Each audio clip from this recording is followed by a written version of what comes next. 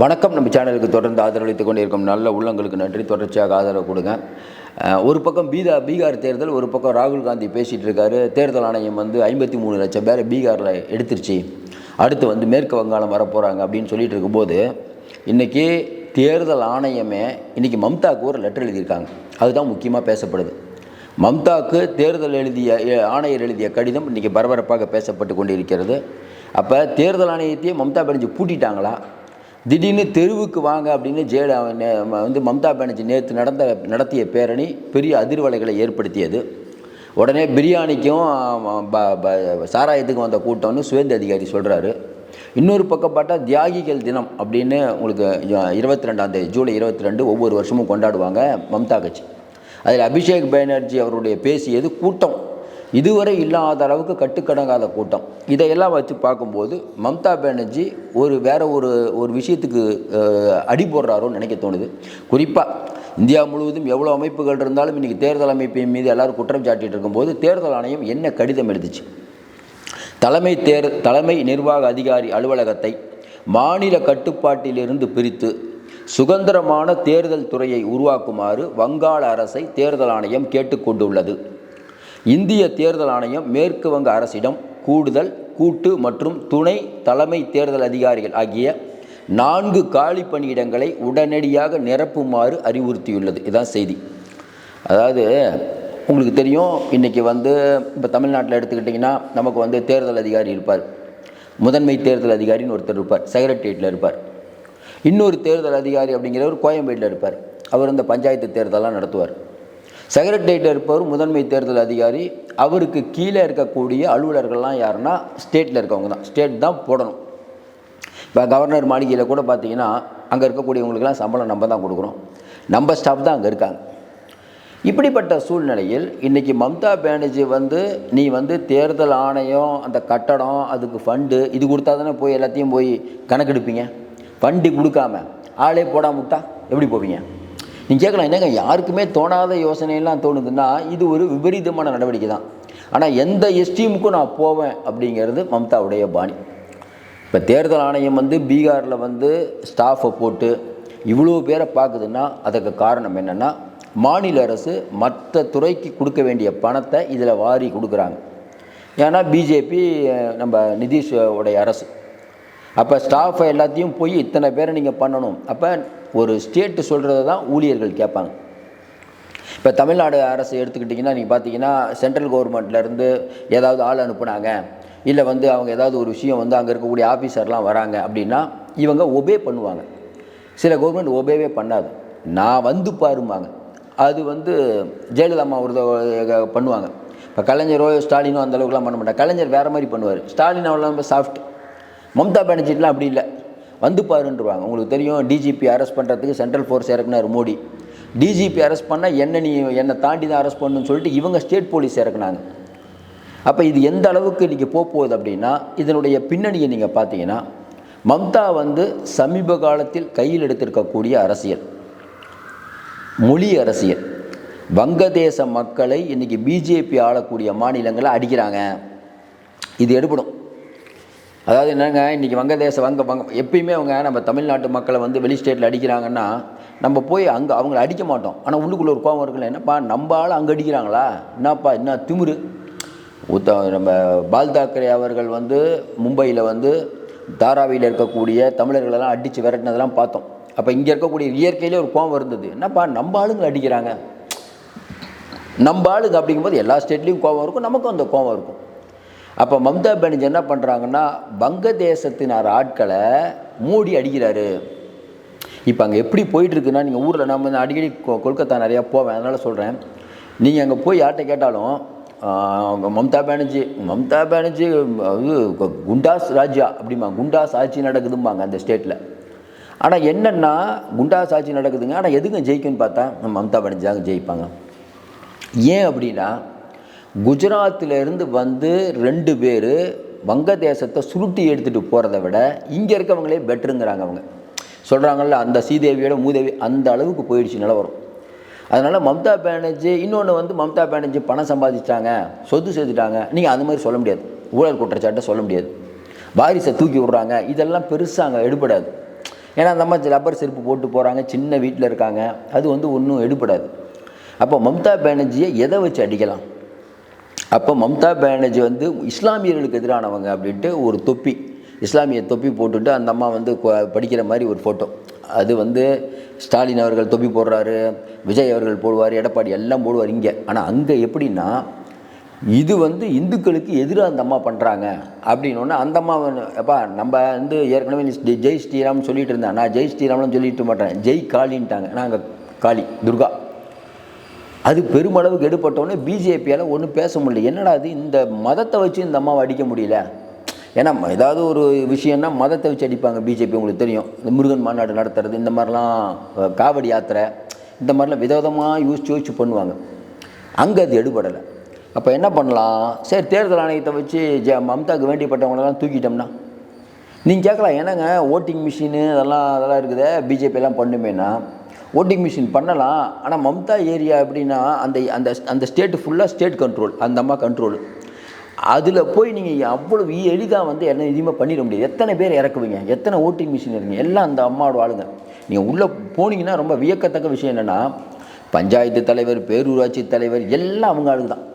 அதாவது என்னென்னா அதிகார மையங்கள் எல்லாமே இன்றைக்கி வந்து மம்தா ஆட்களால் நிரம்பி இருக்காங்க.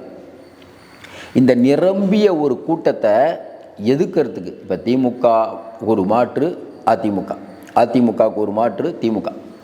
கலைஞர் அவர்கள் காலத்தில் திமுகவினர் எல்லா இடத்துலையும் ஊடுருவி இருந்தாலும் மக்கள் வந்து ஜெயலலிதாவுக்கு ஒரு ஓட்டு போடுவாங்க, இல்லை ஜெயலலிதா ஊழல் பண்ணால் கலைஞருக்கு ஓட்டு போடுவாங்க. ஆனால் அங்கே என்ன பிரச்சனைனா, மம்தா அவர்கள் எல்லா இடத்துலையும் ஊடுருவி ஒரு ஒரு காட்டாட்சி நடத்தினாலும் அதை எதிர்க்கக்கூடிய வலிமையாக இன்னொருத்தர் எதிரில் இல்லை. யாரோ ஒரு தூய்மையான ஒருத்தர் வாங்கன்னா மம்தா கட்சியிலேருந்து அவர் கூடையே வேலை பார்த்து சம்பாதிச்ச சுதந்திர அதிகாரியை தலைவராக போட்டால் விளங்குமா? எடுபடுமா? எடுபடாது. அதுதான் இப்போ நடந்துட்டுருக்கு. இதில் ஒருபடி மேலே போய் இன்றைக்கி வந்து ராகுல் காந்தி 53 லட்சம் வாக்காளர்களை எடுத்துட்டிங்க, நாங்கள் வந்து பைகாட் பண்ணுறோம் அப்படின்னு தேஜஸ்வி இப்படின்னு இந்தியாவே பரபரத்துட்டுருக்கு. இந்த பக்கம் பார்த்தீங்கன்னா மம்தா பானர்ஜி, நீங்கள் வந்து தேர்தல் ஆணையத்துக்கு ஆளை போட்டால் தானே இந்த வேலை பார்ப்பீங்க, ஆளே போடாமல் விட்டுட்டா. இப்போ தேர்தல் ஆணையம் என்ன பண்ணுன்னா லெட்டர் எழுதியிருக்காங்க. இந்த லெட்டருடைய அடுத்த கட்டம் என்ன? அடுத்த கட்டம் என்னென்னா போஸ்டிங் இவங்க போடலைன்னா, இவங்க போஸ்டிங் போட்டால் தானே எல்லா ஊர்லேயும் போய் அவங்க வந்து தேர்தல் ஆணையத்தை சதி பார்க்கணும். ஏன்னா ஒவ்வொரு ஊர்லேயும் உங்களுக்கு தெரியும், தமிழ்நாட்டில் விட ஒவ்வொரு ஊர்லேயும் துணை தாசில்தார், துணை வட்டாட்சியர், அதாவது துணை தேர்தல் அதிகாரின்னு ஒருத்தர் இருப்பார், எல்லா இதுலேயும் இருப்பார். அவங்களுக்கு வேலையே தேர்தல் சம்மந்தமாக பார்க்குறது தான். தமிழ்நாடு ஃபுல்லாக இருப்பாங்க. ஆனால் அவங்கெல்லாம் ஸ்டேட்டில் வேலை பார்க்குறவங்க. ஆனால் தொடர்ந்து இங்கே இப்போ நம்ம தமிழ்நாட்டிலலாம் பார்த்தீங்கன்னா சென்ட்ரல் ஏதாவது சொன்னால் ஸ்டேட்டு கேட்கும். அங்கே சென்ட்ரல் சொல்கிறத ஸ்டேட்டு கேட்கக்கூடாதுன்னு ஒரு முடிவோடு அந்த அம்மா நடத்திட்டு இருக்காங்க. கேஸ் போடுவியா போடு, மோடி சொல்கிறாருல கவர்னருக்கு எதிராக கேஸ் போடுறியா, அதேமாதிரி இந்த அம்மா கேஸ் போடுறியா போடு, ஆளை போடுறியா போடு. ஏன் ஆள் போய் எப்படி வந்து ஒரு ஒரு கிராமத்துலேயோ ஒரு மாவட்டத்துலேயோ உள்ளே போய் எப்படி இவங்க விசாரிப்பாங்க?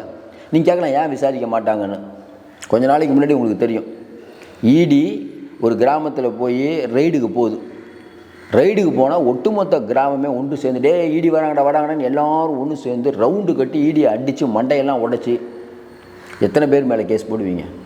நீங்கள் கேட்கலாம், சட்டத்துக்கு புறம்பானதாமா, சட்டத்துக்கு புறம்பானதான், தவறு தான், ஆனால் பண்ணுறாங்களே, என்ன பண்ண முடியும் சார்? ஒரு கிராமமே பண்ணும்போது நீங்கள் என்ன சார் பண்ணுவீங்க? நீங்கள் ஏதாவது ரொம்ப எல்லாத்து மேலே கேஸ் போட்டுனா ஓட்டு போடுறது அவங்க தான். எத்தனை பேர் மேலே கேஸ் போடுவீங்க? ஸ்டேட் அந்த அம்மாவுது. ஸ்டேட் அந்த அம்மாட்டிருந்து பிடுங்கிட்டிங்கன்னா நீங்கள் உங்கள் ஆட்களை ஃபுல்லாக போட்டு கண்ட்ரோலுக்கு கொண்டு வரலாம். 15 வருஷமாக ஆட்சியில் இருக்குது, என்ன பண்ண முடியும் உங்களால்?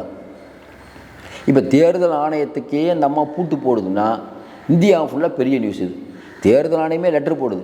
இப்போ அடுத்து தேர்தல் ஆணையம் என்ன பண்ணணும்? அவங்க ஒரு ஆஃபீஸரை போடணும்.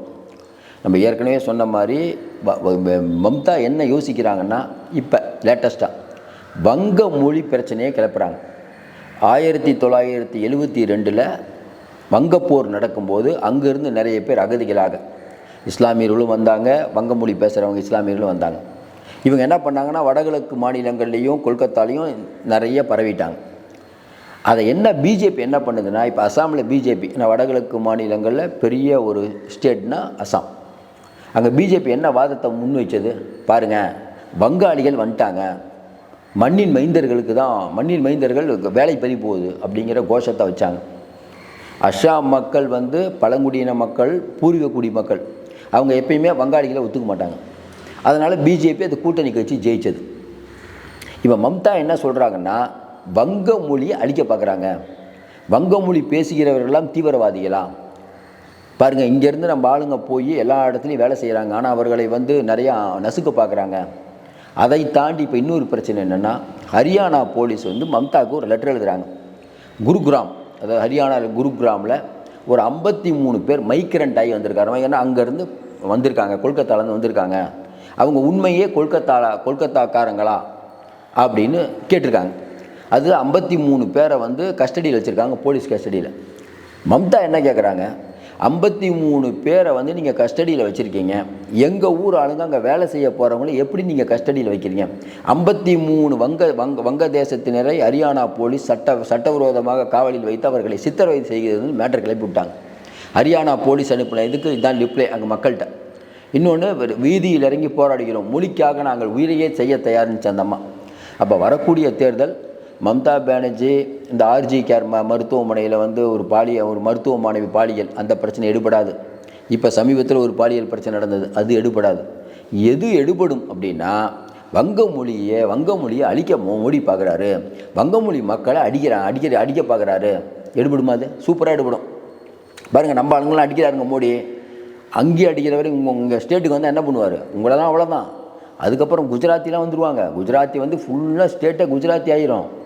பாருங்கள், இப்போ மேற்கு இதில் மகாராஷ்டிராவில் நடக்குது, ஃபுல்லாக குஜராத்காரங்க தான் எல்லா வேலையும் பார்க்குறாங்க. அப்புறம் நம்மளாம் வேலைக்கே வெளியூர் போனாலும் அடிக்கிறாங்க, உள்ளூர்லேயே அடிக்கிறாங்க. அப்போ 1000 இருந்தாலும் மம்தா பானர்ஜி நம்பாளுப்பா, மோடி நம்பாளா? மோடிக்கு நம்ம கஷ்டம் தெரியுமா? இப்படி போகுது நிலவரம். அப்போ தேர்தல் ஆணையத்துக்கு ஒவ்வொரு ஸ்டேட்டும் ஒவ்வொரு மாதிரி கையாளும் போது மம்தா வேறு மாதிரி கையாளுறாங்க. ஆளே போடாமல் அலைய விடுறது. அப்படியே ஆளை போட்டாலும் ஸ்டேட் கவர்மெண்ட் ஆளுங்க அவங்க எந்த அளவுக்கு சென்ட்ரல் கவர்மெண்ட் சொல்கிறத நம்பி இந்த அளவுக்குலாம் வாக்காளர் திருத்தலாம் பண்ணுவாங்கன்னு சொல்ல முடியாது.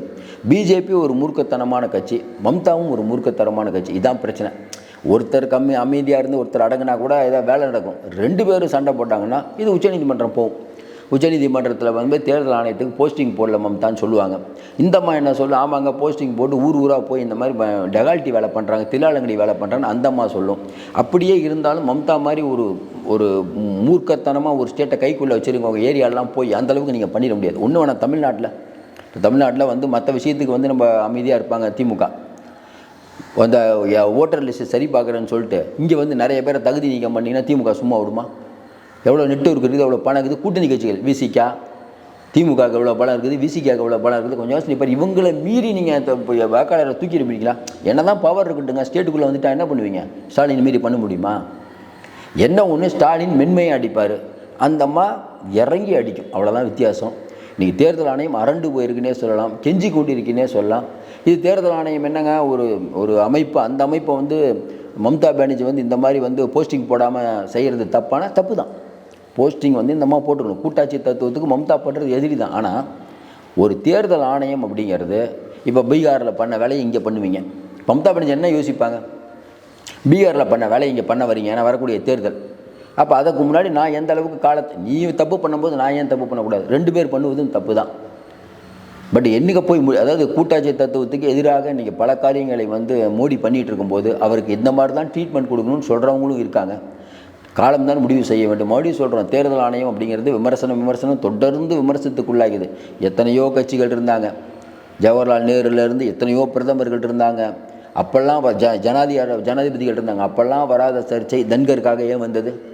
தன்கர் இன்றைக்கி யாருக்கும் அப்பாயின்மெண்ட்டே கொடுக்காமல் இருக்கார். அப்போ அவரை மிரட்டியது யார்? துணை ஜனாதிபதியே மிரட்டுறாங்கன்னா இவங்களுக்கு என்னென்னு நம்ம பேசுகிறது? அப்போ நாடு எங்கேயே போய் கொண்டிருக்கிறது? மக்கள் இதற்கு சரியான தீர்ப்பை கொடுப்பார்கள். தொடர்ந்து ஆதரவு கொடுங்கள். மீண்டும் சந்திப்போம். நன்றி, வணக்கம்.